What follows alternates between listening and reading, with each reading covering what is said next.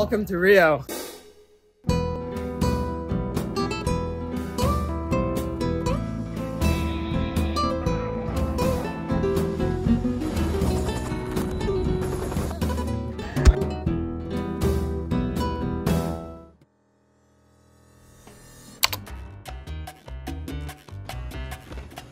After the visa fiasco you saw last episode, I finally made it to Brazil. When I found out that Carnival was over President's Weekend, I knew this was the year to go.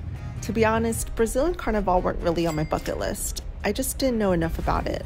And after this trip, I can't wait to show you what to expect when you go to Rio de Janeiro for Carnival. We're waiting for an Uber, heading off to dinner. There was a group of us in Rio together, and we also met up with other friends who were there for Carnival, and I definitely felt safer being in a group. We're in Brazil. Hi, Lindsay. She's been in all the other videos. I'm Josh. Hi, Josh. This is?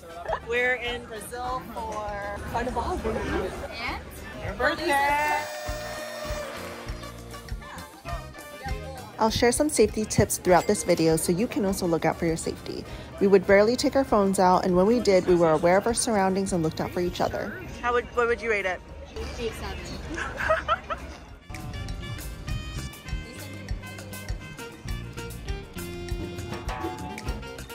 It says 中国餐厅.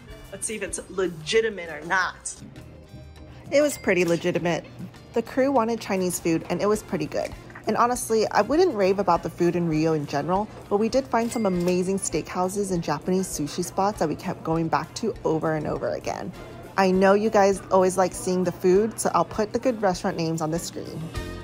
I am starving, so I'm so excited to be eating it. So good.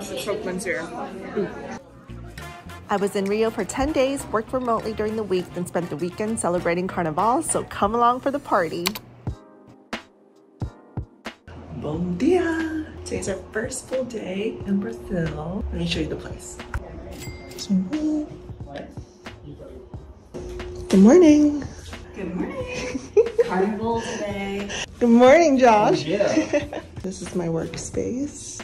And there's the kitchen, and the washing machine, and a little toilet there. So not bad. We're here for 10 days.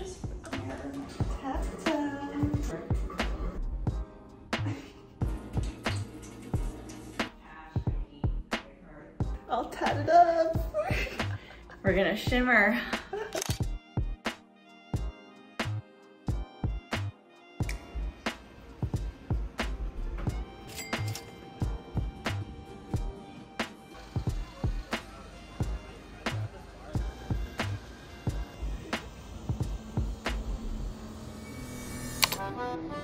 From all my travels, I've learned to knock out the top things that you want to do when you travel to a place first. So Big Jesus, Christ the Redeemer, was number one on my list, so I wanted to see it on our first day.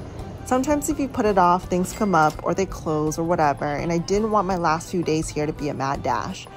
Also with Carnival, there would be more and more people over the weekend as thousands of people flocked to Rio during Carnival. Even though we went on a Friday, it was so crowded and so hot, but I'm so glad we got to see this world wonder and soak in all the views. The statue took 9 years to build and sits on top of Mount Corcovado. There are so many different ways to see Christ the Redeemer, and my favorite is from the helicopter ride you'll see later in this video. Then we took the Corcovado train back down and headed over to the Selaron steps in Santa Theresa. These colorful steps are covered with tiles from all over the world. It is named after its author, a Chilean-born artist, Jorge Selaron, who started refurbishing the then dilapidated steps in front of his house. So these are my sunglasses, and Lindsay just bought a pair. Put them on. We're twinsing. This is near where our first Bloco street party is at, and we got to enjoy this really beautiful part of Rio that gives cute Portuguese vibes. I bought a tutu at a stall, and we still had some time to kill, so we went to check out the oldest cable cars in Rio, but they were closed for Carnival, so instead we grabbed lunch and got Brazilian food, and then made our way to the Bloco. There are official registered Blocos listed on the government website that everyone recommends following because unregistered Blocos are less predictable and not regulated or have security.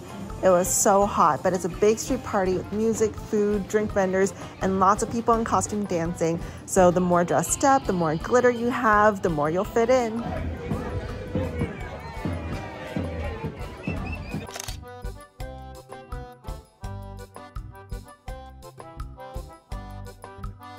We made it, and we're heading to the next Bloco. Was it fun? Yeah. 10 out of 10. 10 out of 10. It might rain.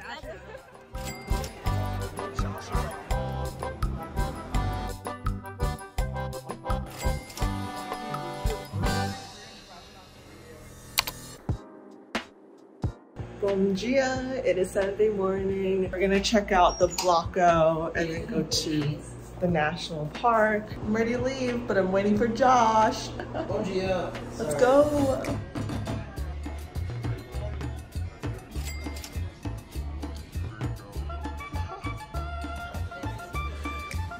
So we were trying to go to an 8 a.m. Bloco, but we were so tired and slept in. We ended up going to the beach and watching our belongings at all times, and then went on an Airbnb experience tour of a favela. We even got to ride the motor taxis up, which was so much fun.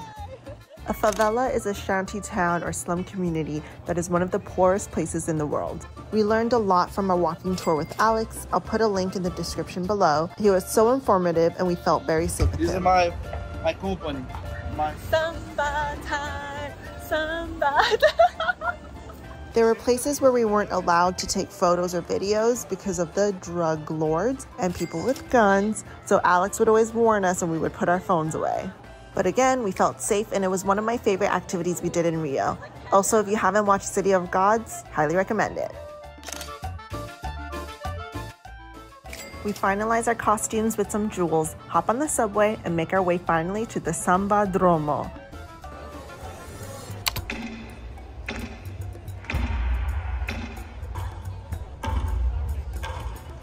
It was spectacular. There's so many samba schools and costumes, floats, energy, and preparation was just all so impressive. And the competition goes all night, literally. It goes until sunrise. Tickets do get more and more expensive to the final competition days, so make sure you book your tickets early.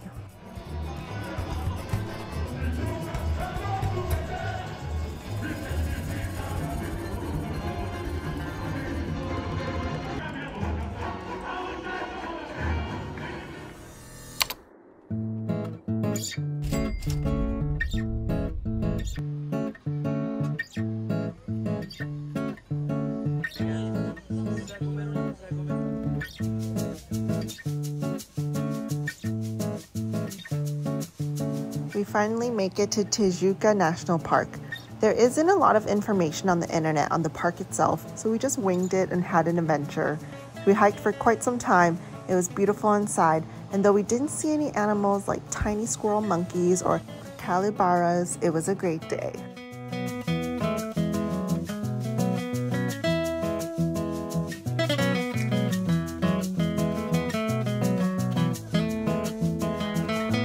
Then we treated ourselves with dinner at Assador, which is like fogo de chao, where they bring the meats to your table and it's all you can eat.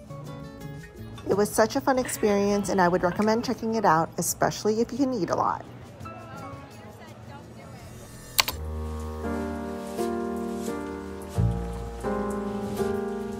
The Sunset Sailboat Tour was also booked on Airbnb Experience, and it was a fun, relaxing day with beautiful sunset views of Loaf Mountain and Christ the Redeemer.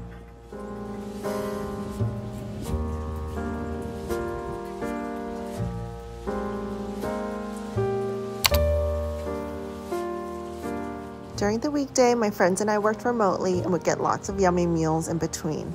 You guys know I'm a big fan of working remotely and extending my stay in different places because I am able to work remotely. However, I didn't feel comfortable walking around outside with my laptop, so I didn't work from cafes like I usually do. So I felt like I was in the Airbnb a lot more and not out and about enjoying Rio as much. So I made up for it by going out for lunch and dinners at steakhouses and sushi restaurants.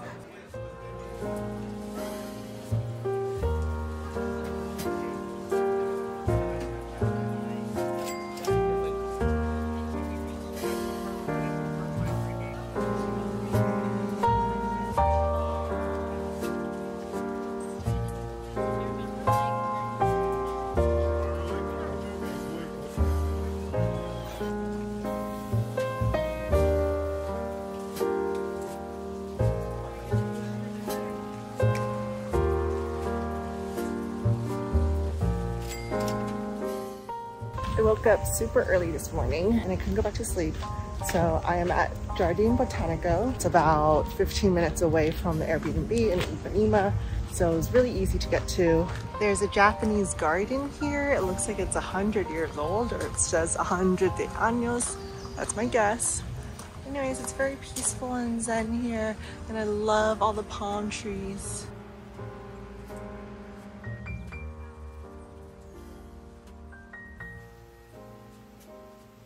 It's so peaceful and quiet here. I've been here for about an hour and I'm trying to stick to the shady areas because it's getting so hot, but I want to stay here longer. But gotta get home and do some work.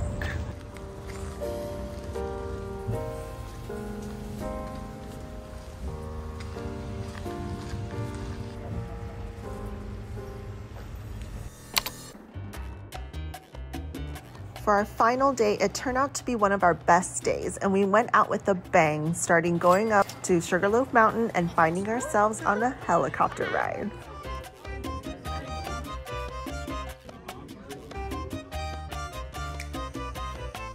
We're going on a helicopter ride! But I'll let you know how it goes. It's my first time in a helicopter, and the views of Rio from above were amazing. We got to see Christ the Redeemer from up there, which was so cool, and see the long stretches of beaches and just how uniquely beautiful the terrain is.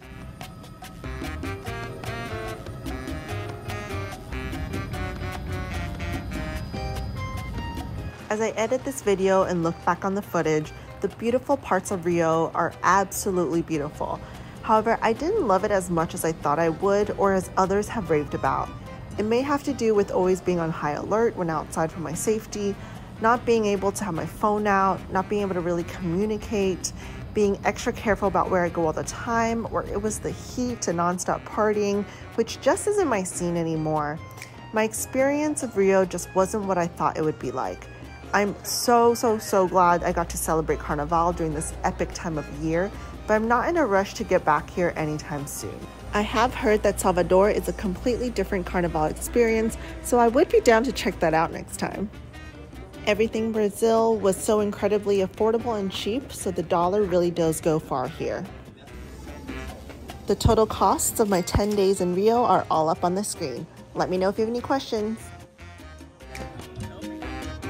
I will always dream of the steak at Churrascaria, and I'm glad we did go out one final night to Pedro do Sal.